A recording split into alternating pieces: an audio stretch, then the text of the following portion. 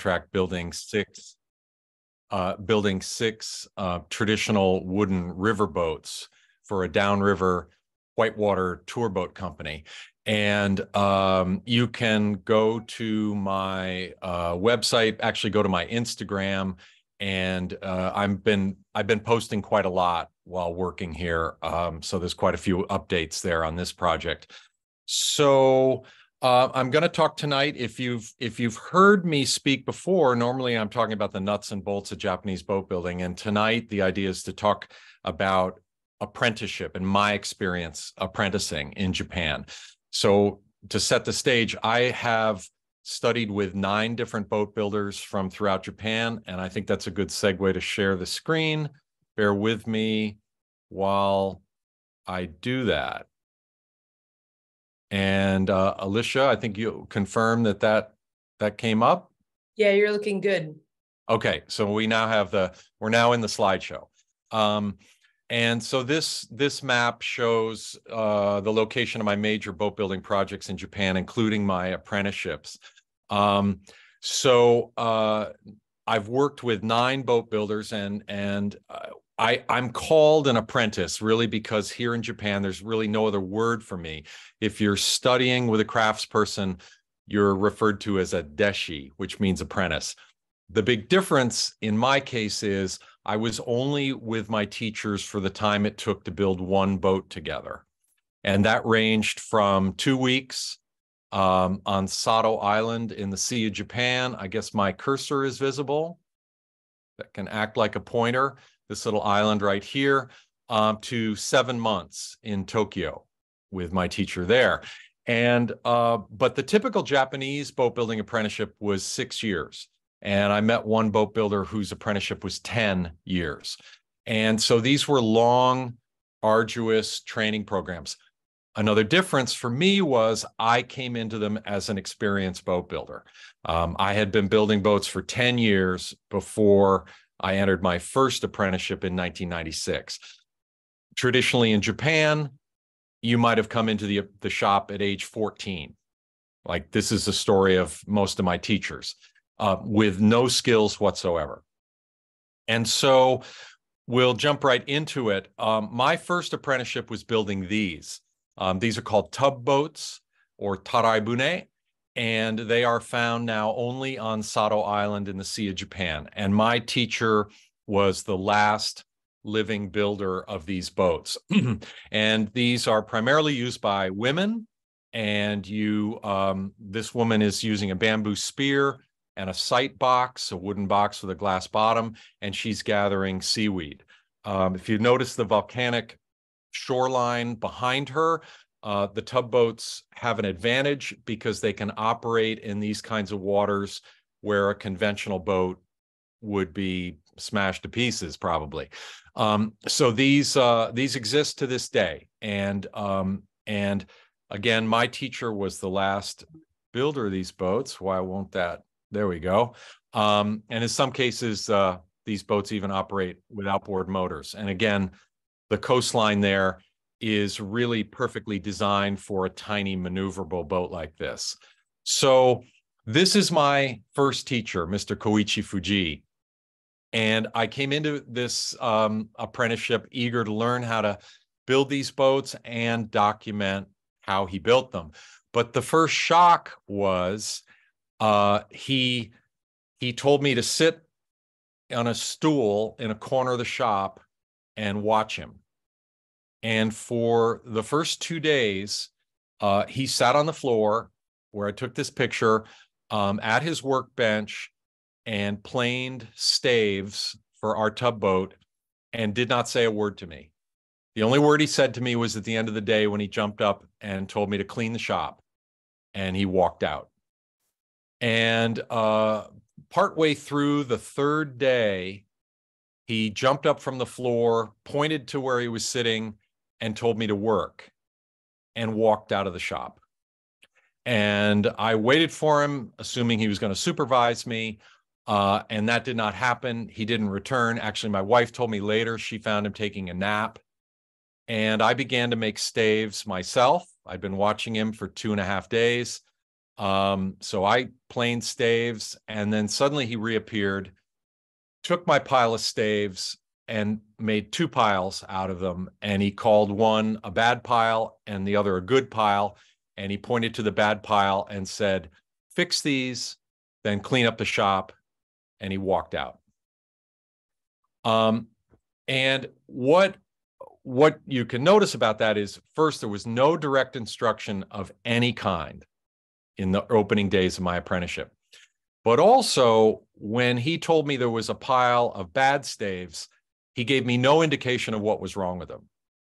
Just said, they're wrong, fix them, then clean up the shop.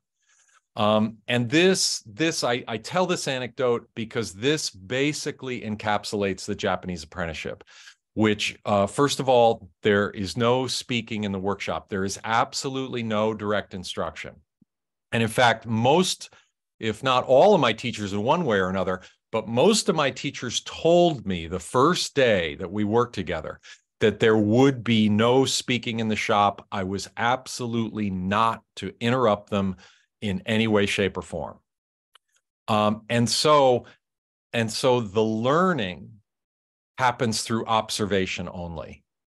And in the traditional setting, an apprentice might spend the first 2 years doing nothing but sweeping, fetching, and a very common first task was sharpening.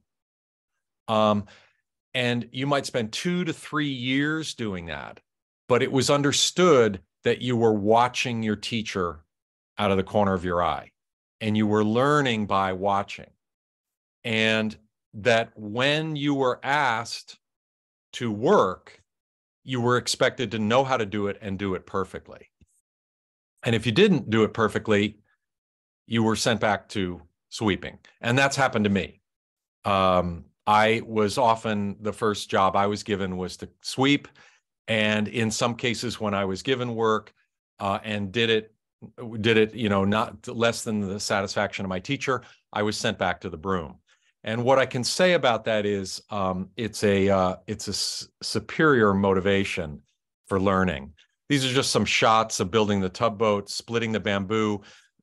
This by far is the most difficult part of the process of building tugboats.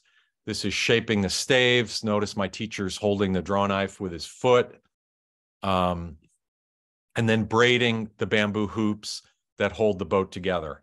And this was all but impossible to learn in the course of my apprenticeship. My teacher simply worked too fast, no explanation. He did not slow down for my benefit whatsoever. And what happened was I had the presence of mind before my apprenticeship with him. I bought a video camera, and my wife ran the camera on him. I was sitting next to him, struggling, trying to braid my own hoop. But she filmed the entire process. And after leaving Japan and coming home, I sat at my television set and my VCR, and I'm not exaggerating when I said I probably replayed that video 100 times. And I had plastic strapping. And I eventually learned how to braid the hoops. And in a way, I recreated the apprentice system by just watching over and over and over and over again until I finally got it, because I had to know this. Again, another piece of the motivation that the apprentice is put under, or the pressure that the apprentice is put under. My teacher is not going to save me. The only one who can save me is myself. And I had, in order to document this, to do what my goal was to document this process, I had to know how to braid the hoops. And so, yeah, in effect, I recreated those years of working under a teacher and watching them work. There's a nice shot of those braided hoops. That, by the way, is probably the rarest skill I possess. There are very, very few boat builders left now in Japan, but there are even fewer barrel makers. And this is traditional Japanese barrel making. They're held together with braided hoops. My teacher passed away in 1999, and since I was his only apprentice, and by the way, I'm the sole apprentice for 7 of my 9 teachers, a foundation on Sado Island approached me and asked what could be done to try to save the craft. And what I suggested was that I do the traditional thing and I teach an apprentice, and I do the non-traditional thing, and the foundation publish my documentation, my research. And so that's what we did in the early 2000s. Here I am with a Sado Island house carpenter, and he and I built 2 tubs together, and I worked with him. And it was really quite remarkable being on the other side of the apprentice system. Taka had done a 6-year roof tiling apprenticeship in Matsumoto, Japan, but then he and his wife decided to move to Sado Island, and there wasn't enough work in roofing. And so he did a second 6-year apprenticeship with a house carpenter. So Taka had 12 years of apprentice training the time that I worked with him. And I have to say, it was an amazing experience working with someone who had been through that kind of training.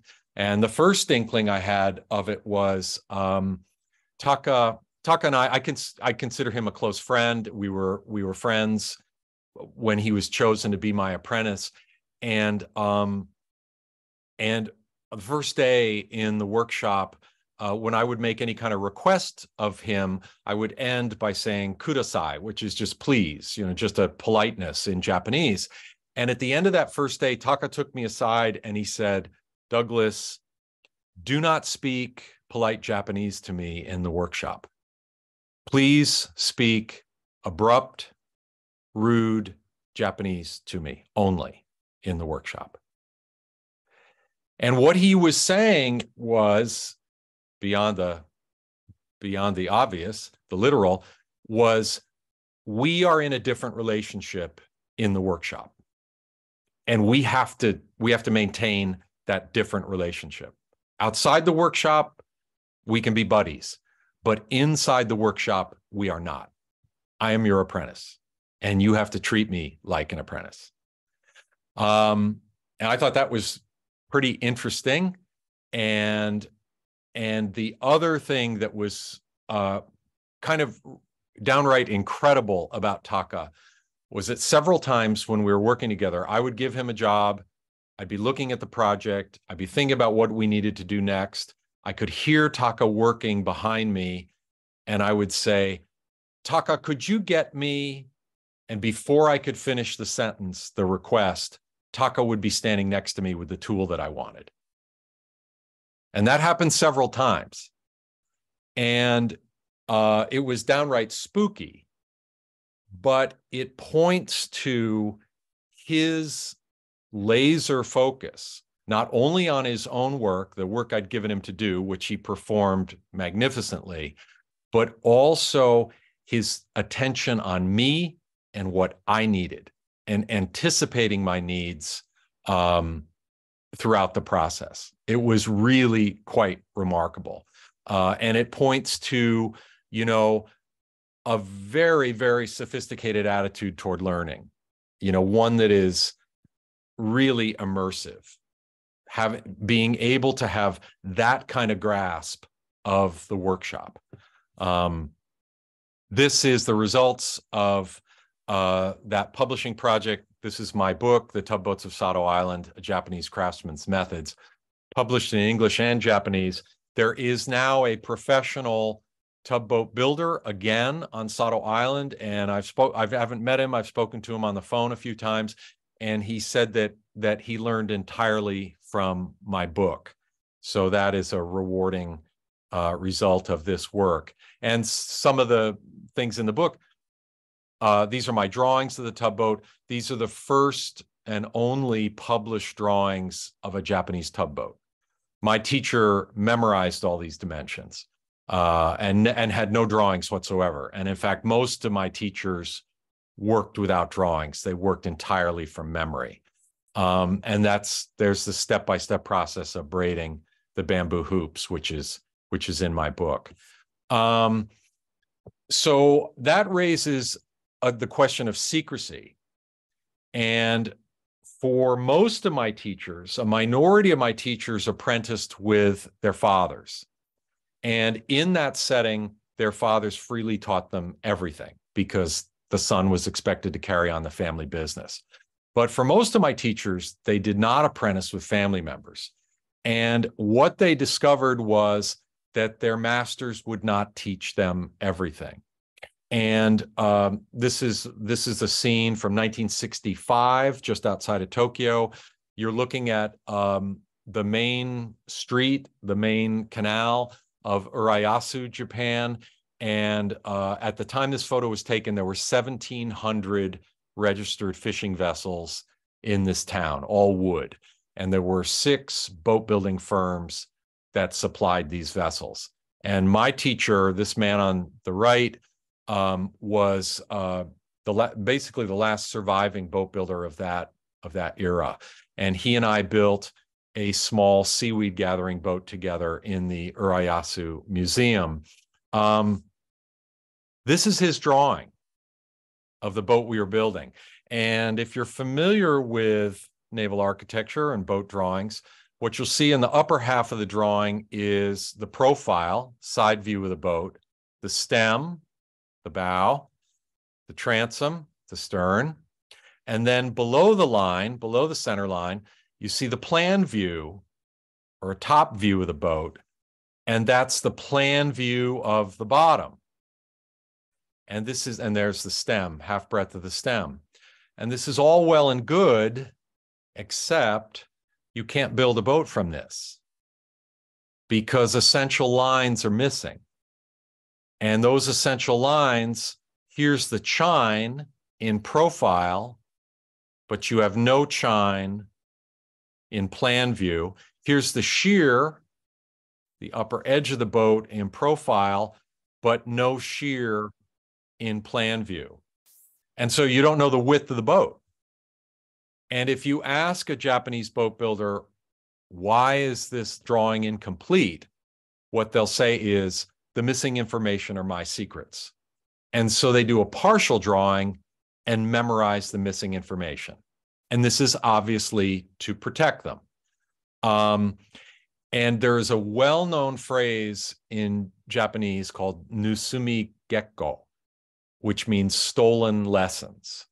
And it was incumbent upon the apprentice in some situations to steal their master's secrets. And so I talked about, intense pressure and powers of observation. In the final step of one's apprenticeship, in order to truly succeed, you had to also steal your master's secrets, memorized ratios and dimensions. And all of my teachers who went through that process told some pretty remarkable stories about what that was like. Mr. Fuji, in the case of the tugboat, he told me that he would sneak into his master's shop at night with a candle because there was no electricity and study his master's layout. And he said that in the course of doing that, he realized that his master was drawing lines that actually made no sense. So his master was literally trying to throw him off the track. In the case of this boat, my teacher told me that he plied his master with sake, lots of gifts of sake. He also claimed he was the best apprentice in the workshop. And he said that as a result of the gifts of alcohol and his superiority as an apprentice, that his master took him into his confidence and told him the secrets. So a lot of different stories. And here, this is my drawing of the same boat. And here you see the missing lines, these two lines, and here. And just a little bit more, my drawings are far more comprehensive. These are two wooden patterns that we made out of scrap wood. That's got the angle of the stem and the transom. And this has the angle of the garboard plank at 2 stations. And my teacher told me that every time he finished one of these boats, he burned these two patterns. And he built 300 of these boats in his career. So secrecy was considered critical to what he was doing. And here's the seaweed boat, almost complete.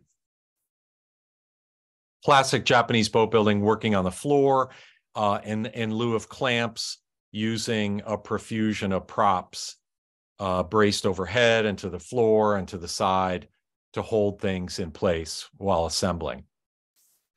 This is my Tokyo teacher.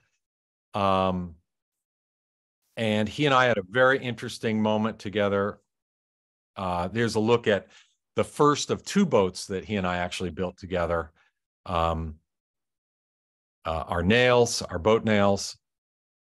And this, one day on the project, he surprised me and said, he came up to, we were both working, and he came up to me and he said, I have to teach you something.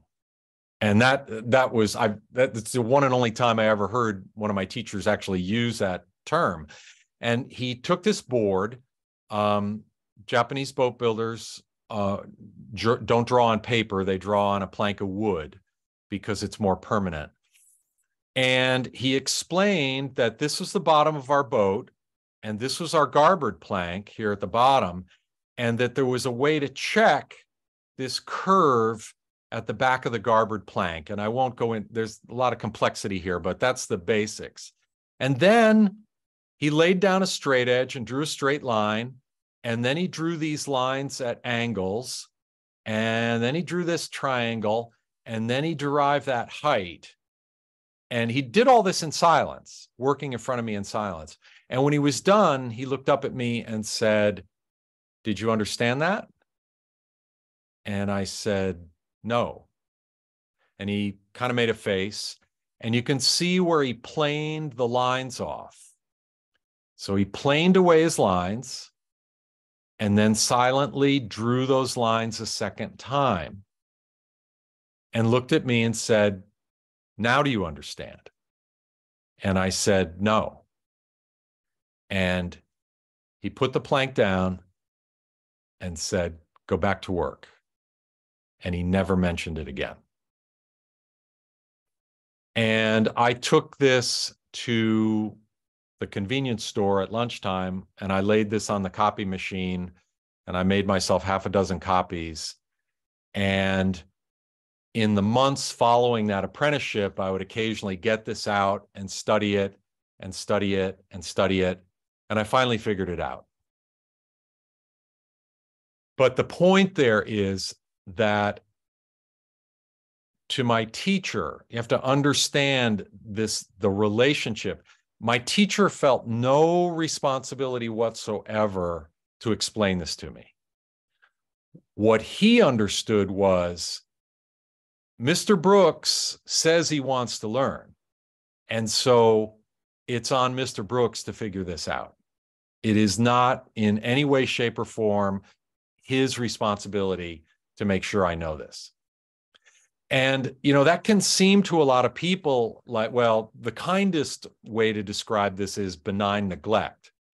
Some people, when I give this talk or I reference this when I teach, have very strong reactions to this, you know, and feel like, you know, your teachers are they're not being fair to you. You know, why are they denying you this information? This isn't what the teacher-student relationship is. But to them, it's important to understand from the Japanese perspective, there's a very strong element of morality in all this. The apprenticeship is really seen as a kind of moral education. And so the first lesson in the apprenticeship is not the nuts and bolts of boat building. The first lesson of the apprenticeship is about values. And we can list those values: patience, perseverance, observation, attention to detail, obedience.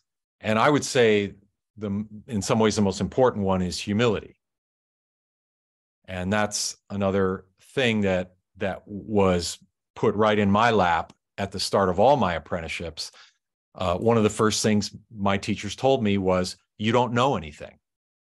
And even if I protested and said, well, I built all these Western boats, well, those are Western boats. These are Japanese boats, so you don't know anything.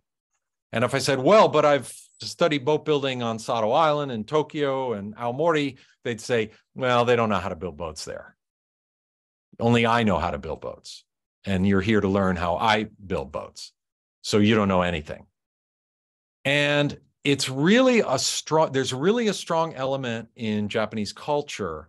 And I, without a lot of expertise in it, I do feel like this in some ways is at least closely related or comes out of Zen Buddhism, is the sense that one must be prepared internally before one can ever really successfully learn anything externally. And so first, the apprentice has to develop these values. And when they've developed these values, then they're ready to learn. And if that takes 6 years, that takes 6 years. So it turns a lot of what we think about regarding education on its head. The teacher does not teach. Nevertheless, the apprentice is required to learn. So, and this is our boat in Tokyo upon launching, our second boat, our big boat. If you go to Tokyo, the foundation that supported this project donated this boat to a nonprofit, and they will teach you how to use the Japanese sculling oar, which, and they operate a fleet of traditional wooden boats in a canal in Tokyo. It's a great, great organization. So, and by the way, did I mention about the emails? If you would like to get a follow-up email from me at the end of this, after this talk, sometime over the weekend, I have just additional information that I can send to you. And so I believe Alicia and I agreed that you can just put your email, or she'll put my email someplace, and you just email me and I'll send you some information and links and whatnot related to what we're talking about.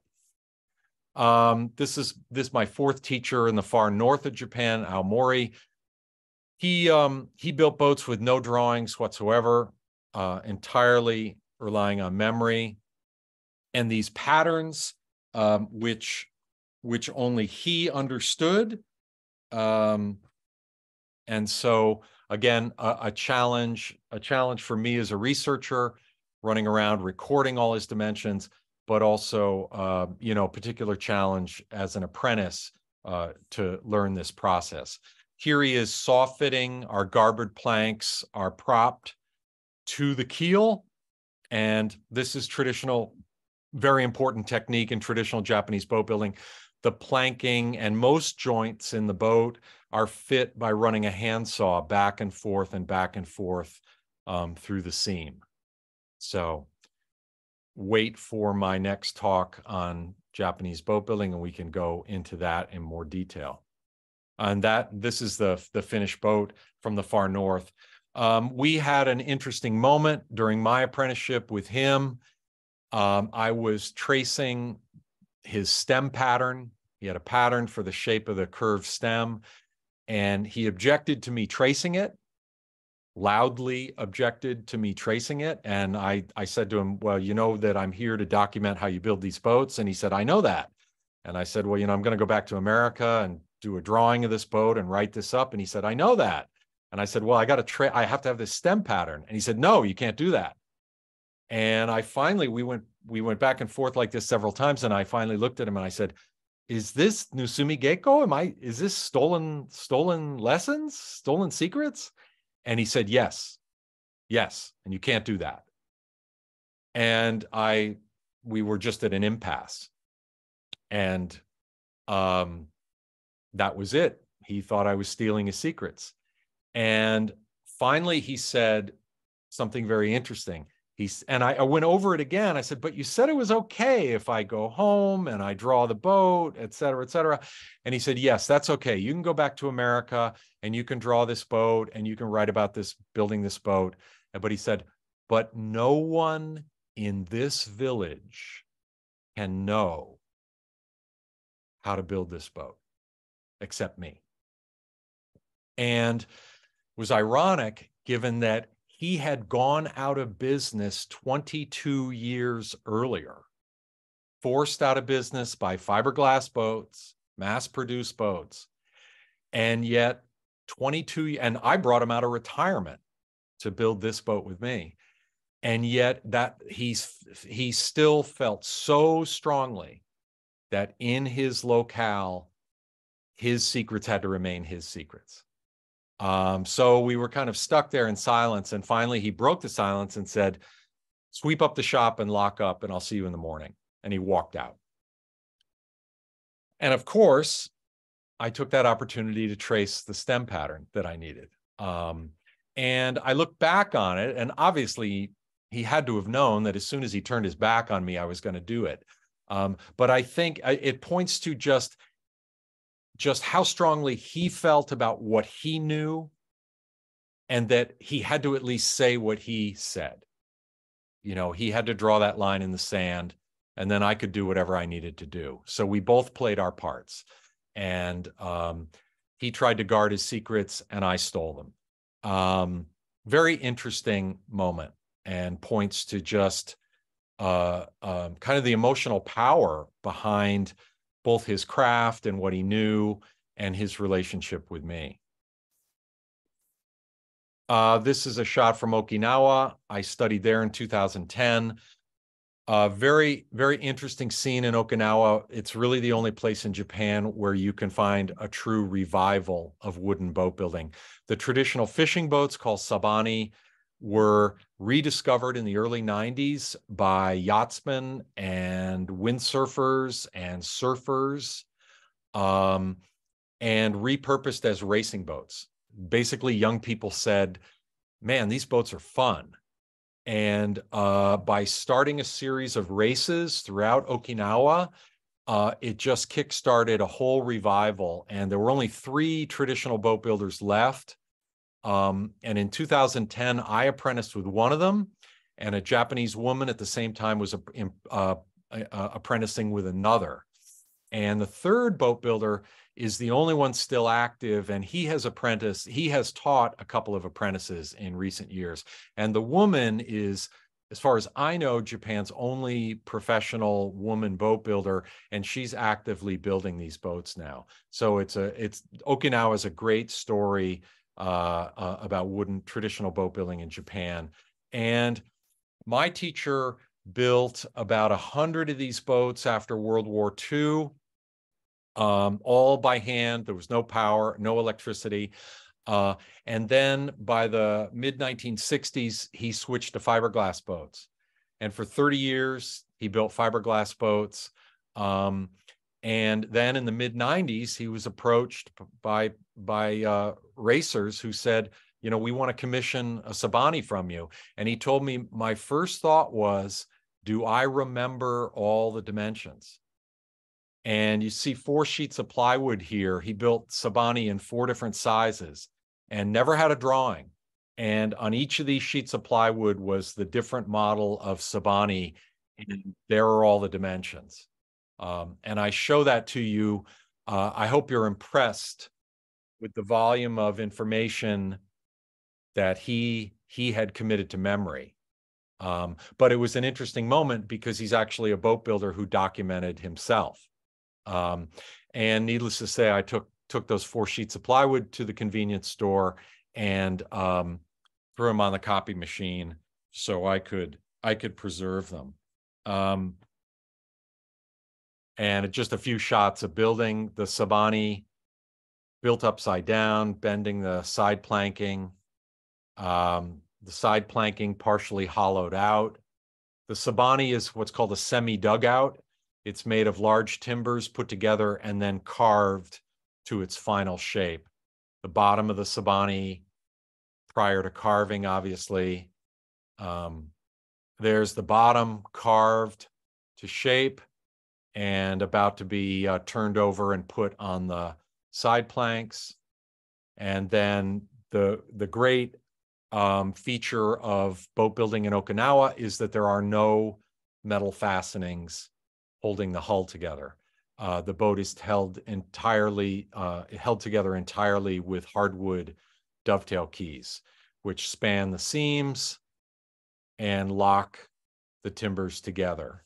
And there's a nice shot of the boat upside down.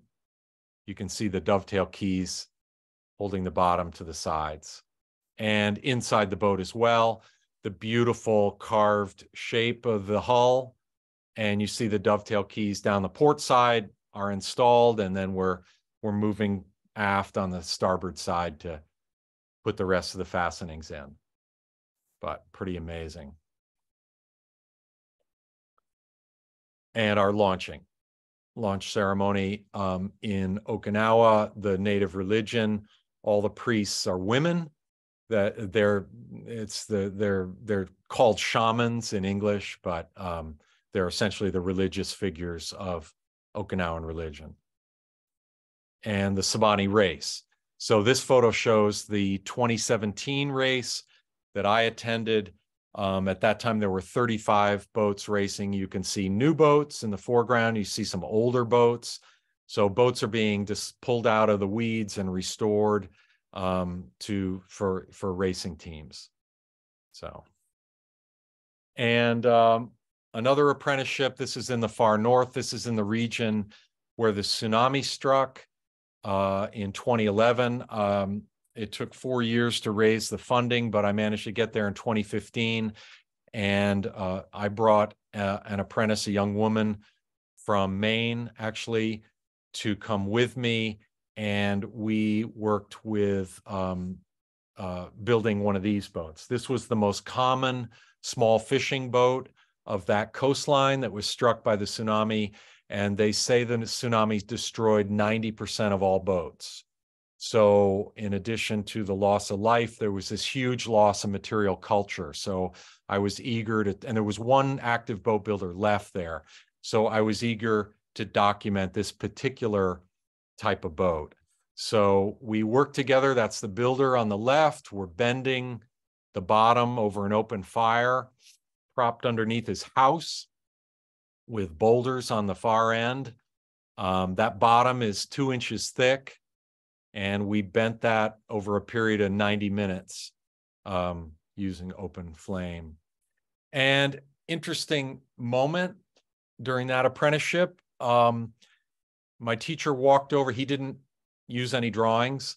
And he walked over to a beam in the shop and he put the bevel gauge up on the beam. And quite literally, had I been looking out the window, I would have missed this. This took a few seconds.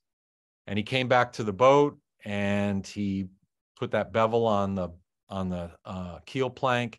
And I went over and looked at the beam, and all the angles in the boat were recorded on the beam. They're not labeled, but they're recorded. He doesn't need them labeled. He knows which are which. But the interesting thing is, he didn't tell me. You know, that was up to me to discover. He felt no responsibility for telling me where these angles are, how he derived them, how he recorded them. And luckily, luckily by miracle, I watched him. I was watching him and I saw him get these angles. This boat coming together, dirt floor, the props, and so on. And then trimming off the stern. The question I ask some presentations is, how did he derive this angle? He cut the port plank here, and then it was clear when he went around to the other side that he was guiding the saw by looking at his first cut. And that begs the question, so what guided him making the first cut? And the answer is on the wall of the shop. So you can see that line. First, he lined up his saw with that line. And then when he went to the other side of the boat, he lined up his saw with his first cut. But really quite fascinating that the information he needed to build this boat was literally recorded on the walls of his workshop. And again, he did not feel any responsibility to point this out to me. I had to discover this. And there's that boat on launch day in northern Japan. This is a region of Japan that really reminds me of Maine. If you go to Japan, the northern coast where the tsunami struck is absolutely one of the most beautiful coastlines I've ever seen. A more recent apprenticeship. This is a cormorant fishing boat in Gifu, Japan. This is the most famous place for cormorant fishing in Japan. There are about a dozen places where this is done. This is all now today done for tourists who go out at night. This is all done at night. You see a bird illuminated by the fire. The fire draws the fish, and the bird are on leashes, and they dive into the water, and they grab the fish, and then the fishermen pull the birds back aboard and squeeze the fish out of their gullets. So again, this is all done for tourists. I took this photo from a spectator boat that follows the fishermen downriver as they fish. Gifu is, again, the most famous place for this. About 100,000 tourists a year come to watch during the cormorant fishing season, that come to watch this. And these fishermen, the 6 hereditary fishermen, are actually technically employees of the emperor. So here in Gifu, this has great significance. He is in a very, very traditional outfit. This outfit and these boats have not changed for literally hundreds of years. This is a really, really deeply and well-preserved tradition. I'm going to try, Alicia, can you help me? Can we play a video? Yeah, let's try it. We'll try it. And you know what? I'll put on, I hope we don't get some kind of reverberation. This is my teacher in Gifu. He's going to drive a nail. A bit of a segue from apprenticeship, but people always enjoy this. He's going to drive a nail in a very special way that the Japanese do. One thing you'll watch is that right before he puts the nail in, he passes it through his mouth. And we pre-rusted all the nails, and he insisted that I lick every single nail. And there were 963 nails in this boat. So you'll see him lick one as he demonstrates this technique. This is worth watching. And this, I'll send you this video and another boat builder doing this in a follow-up email if you reach out to me. So let's hope this works. Can you hear it, Alicia?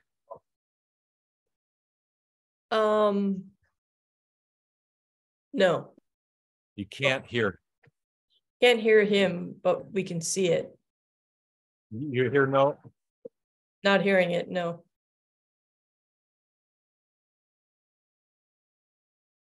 You don't hear the nailing? No.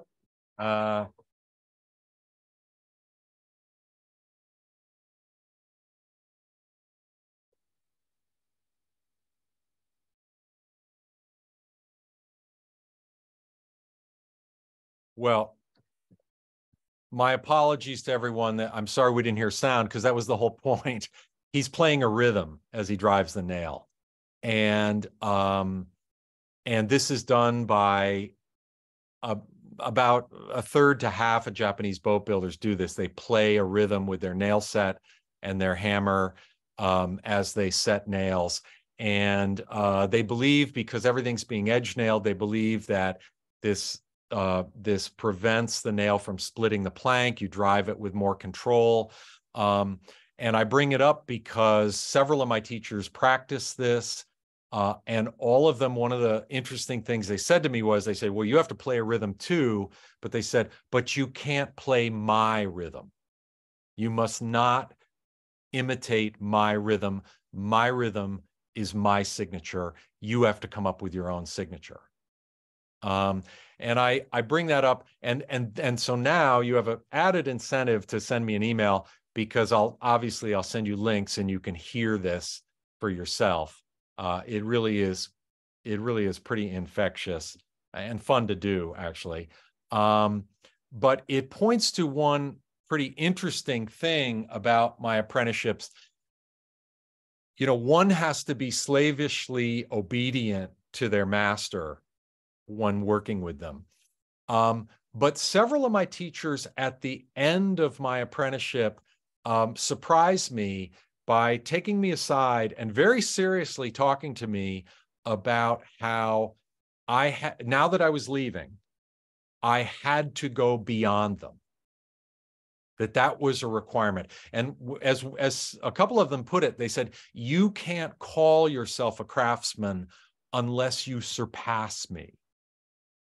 And so, and again, after months, obeying every word that my teacher said, it was really interesting to sort of have them throw open the door and say, now you can innovate. Now you can do whatever you want to do.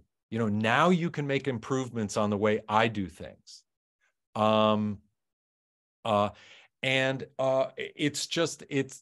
It's a surprising and interesting shift of attitude as the apprentice leaves their master's workshop. And so the rhythm nailing was a part of that. Like, when you go out on your own, you must play your own rhythm, not mine. And here's the cormorant boat completed. And upon launching, launching ceremonies are all very, very colorful in Japan. And in Gifu, the tradition is to capsize the boat 3 times. 3 is considered a very lucky number in Japan.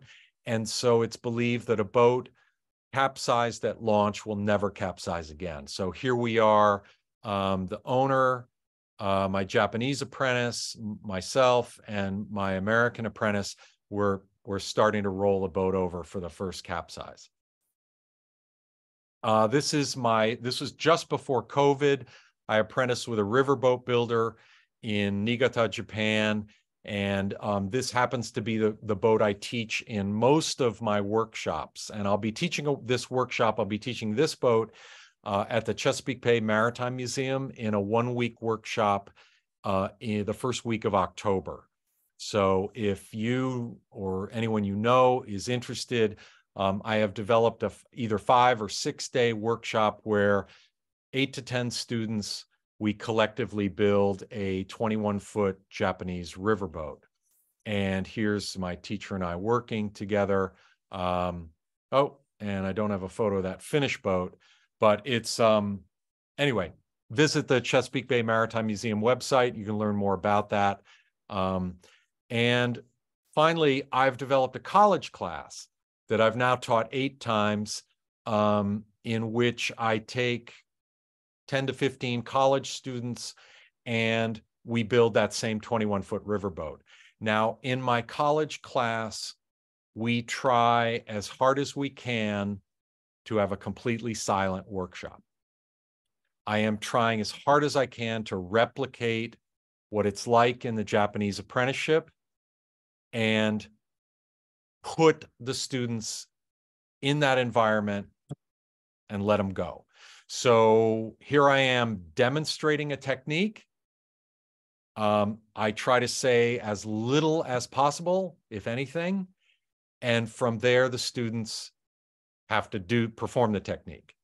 And we have discussions. And so that's how we are for about 40 hours in the workshop, building the boat. And then we do have a discussion, a more traditional class time outside the workshop where my students do readings on apprenticeship and Zen training, et cetera, et cetera. They write papers, they journal, and whatnot. So this has been a very, very interesting process for me as a teacher. And I would like to think my students have enjoyed it. This is my class actually at Harvard in January. So my most recent college class was in Cambridge, Mass, where 10 students from Harvard and 2 students from MIT built the 21-foot riverboat. Loading stones to hold the curve in the bottom. Planing the hull. admiring one's shaving. And our launching ceremony. Launches and all ceremonies around boats in Japan are Shinto-based. Again, very colorful. This was our altar with various traditional motifs. The boat is in the background. So we conducted a traditional Shinto. We always do that, a traditional Shinto launching ceremony. There's a shrine in the boat, and these are I leave it up to the students. Shrine objects are placed inside that alcove in the boat. This is traditional, and dice is very common in Japan. The 5 yen coin is very common. A piece of wampum was the students choose what to put in. A piece of wampum was to honor the indigenous people of Massachusetts. Every student signed a little piece of origami, and then this contained rice, which is also very traditional in Japan, rice wrapped in paper. So all these items went into the alcove, and that's sealed up forever in the boat. And there's a picture of the happy class and myself. And I think I'll wrap that up there and take questions. I thank you for listening and hearing my stories. And I'll be very curious to hear what you may have to say. This is my big book, which is available at my website. It's about my first 5 apprenticeships and a chapter on Japan's only traditional shipwright. And then my very latest book is now out on building the cormorant fishing boat. So let's stop there, and thank you for listening, and let's see what you have to say. So Alicia, coach me here. Shall I go out of? Yeah, why don't you stop sharing? That sounds good. And Douglas, that was spectacular. Oh. So folks, just before we start with questions, which I encourage you to put into the chat box, I just want you to know I threw up Douglas's email. And if for some reason you don't capture his email here from the chat box, feel free to reach out to me directly. And of course, I'll share it with you. So the last time Douglas was a speaker, the follow-up email was absolutely tremendous. So I highly encourage you to reach out to him. So Douglas, I have your first question of the night. Yeah. Did you ever share a suggestion with your teacher about how he might do something more efficiently? I did with my second teacher. We were transferring measurements from inside planking to outside of planking, and he showed me how to do it in a very cumbersome way, measuring on the inside, transferring the measure to the outside. And I thought, this is ridiculous. And I made a little pattern, I made a little gauge, and I showed it to him. I said, see, and he understood it. The second he saw it, he understood how it worked. And he was amazed. And that was building the seaweed boat in the Urayasu Museum. And he immediately took my pattern and went running through the museum, sharing it with all the museum staff. What a wonderful thing I had come up with. And then he happily had me use it. 2 years later, I'm in Tokyo, and we come to the exact same point in building that boat. And my teacher shows me the exact same way, this cumbersome way of transferring the layout. And so I make the same little pattern, and I show it to him. And he plucks it from my hand, and he drops it in his bag, and he says, I told you what to do, now do it. And I felt terrible, and I realized I'd made a terrible mistake. And I spent the rest of the day doing this layout in this slow, cumbersome way. And there wasn't a word spoken. And my teacher at the end of the day said, clean up and lock the shop. And he left. And I did. I came in the next day and I opened the shop, got the tools out, made his coffee, cleaned his ashtray, which is what I did every morning. And I went back to work doing this layout. And he let me work for about 45 minutes. And he appeared beside me with my little pattern. And he said, you can finish with your little toy. And he walked away. And so the answer to that question is,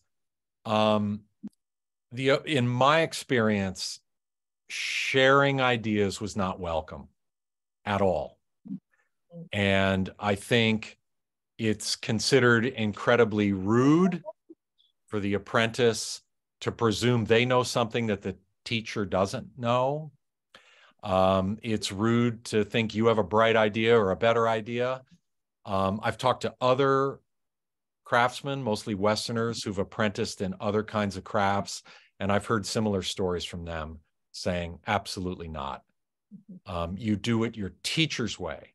But again, and I chafed under that. I recognized it and I accepted it, but it is, if you have a better idea, you think you have a better idea.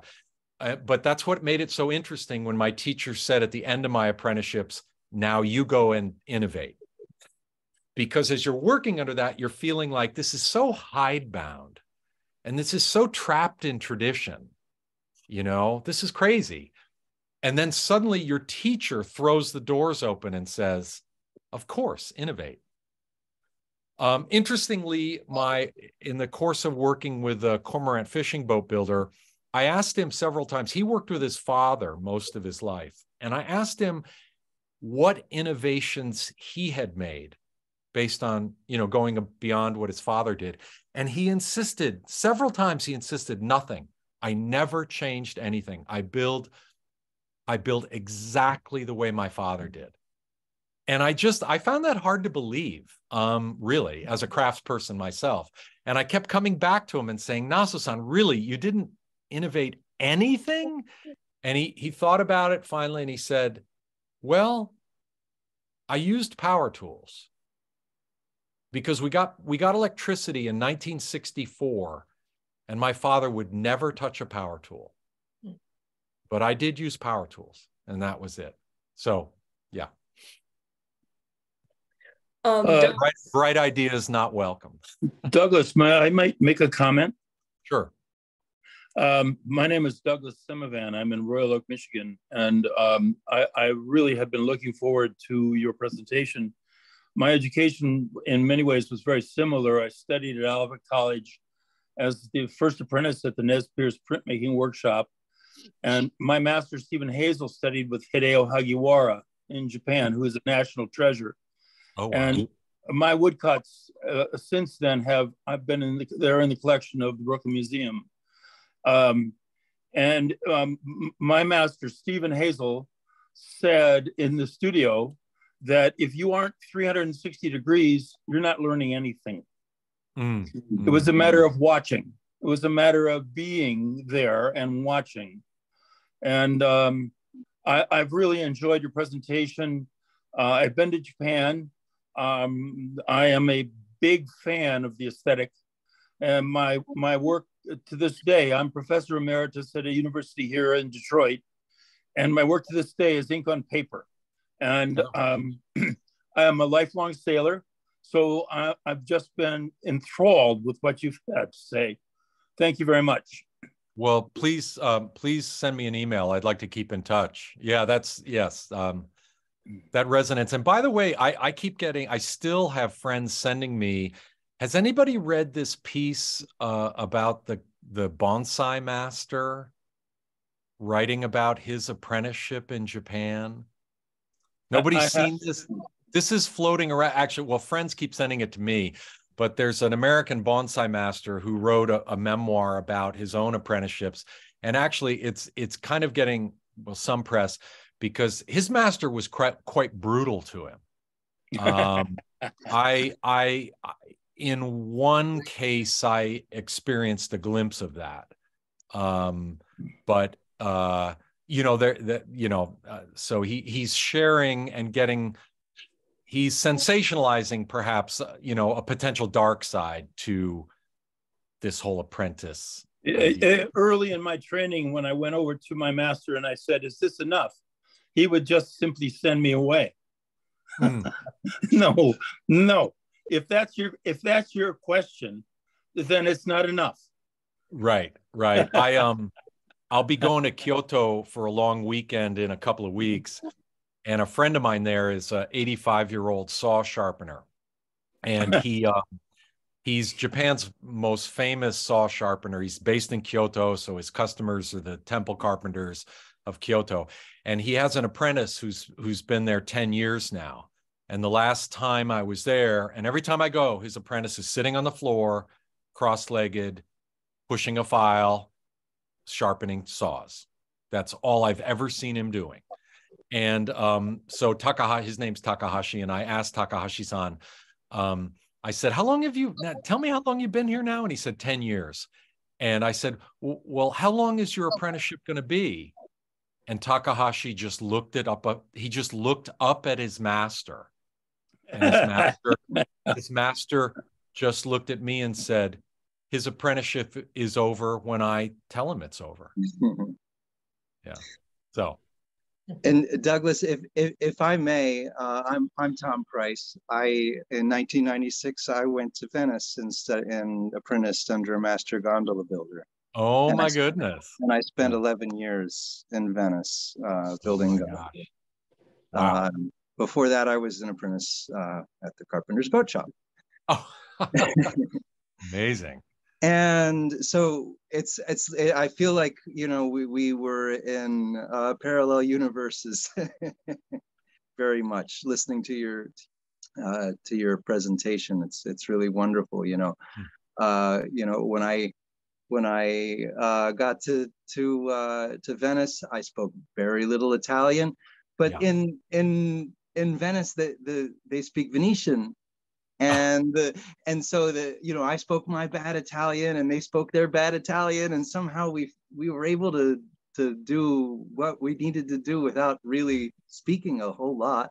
Right. And but the same thing with the dirt floors and the props and bending wood with fire and my maestro passed away last year. And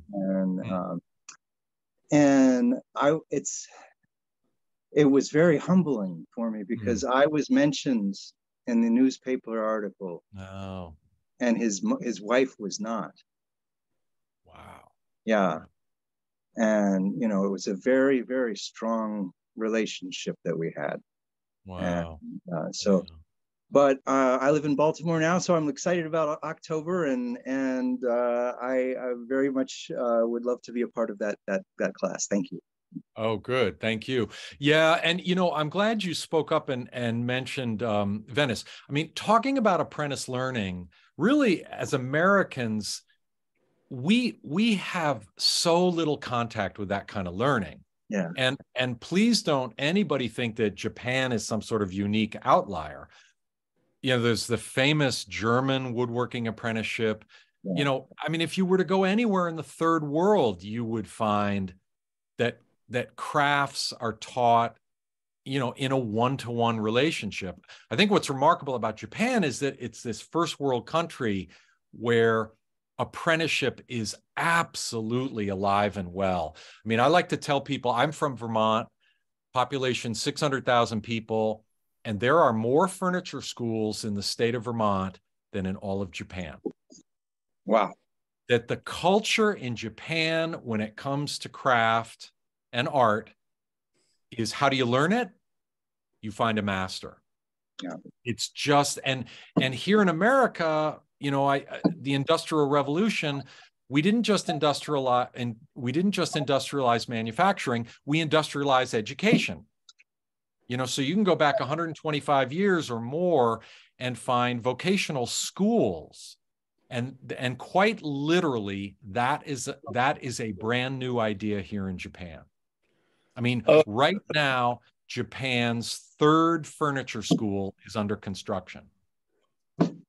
And the oldest furniture school in Japan is only 30 years old. So it's really quite remarkable, a very remarkable difference in looking at how to transmit craft.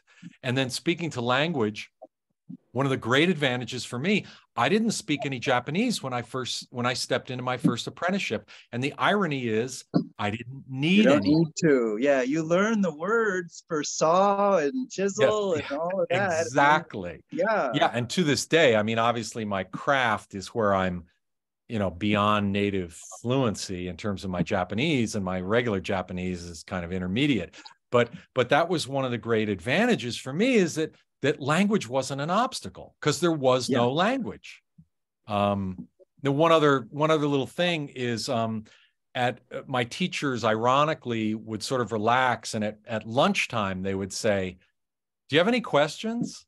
They would invite me to like talk finally at lunch. And I eventually gave up on asking them questions, because I got the same two answers all the time. I would ask a question, why are we doing this? Or, what's going on? And they would either say, "Mite wakaru," which means watch and you will understand. Or they would say, "Mate wakaru," which means wait and you will understand. Okay. Yeah. So even asking questions was just a fool's errand. Yeah. In their minds, there was quite literally no language for talking about what they did. Yeah. Well, my maestro, he did not have a very large vocabulary, and but he wanted me to know everything. He wanted me to know everything, and no drawings. And but he had a pattern called a cesto that is used to make many parts with. It's basically a storyboard, and and that was it. And then the strong back. The strong back is a permanent part of the boat shop, and that's what all the gondolas are built on.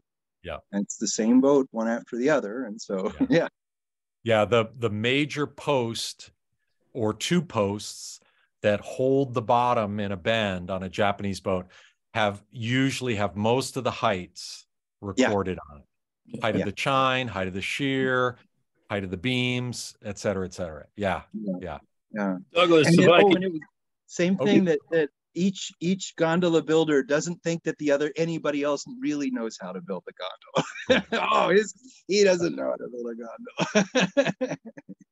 Wow. Douglas, if I could just have just a brief moment. I had two experiences with apprentices today.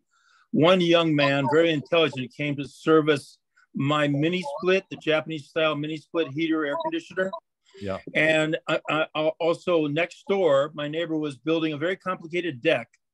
And there was a young man who was learning that trade and craft as an apprenticeship, building a wooden deck.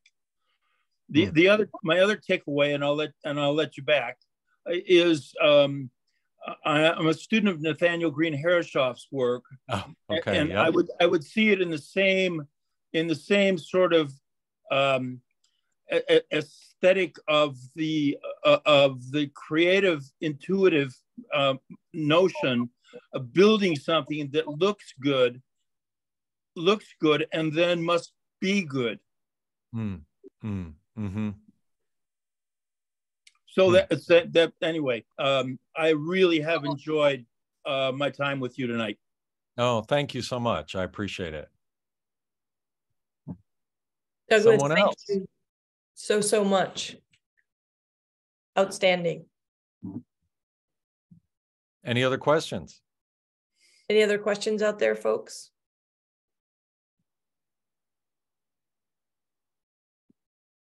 You're the best. Can't wait to see you in Maine. Okay, well, we'll get there eventually.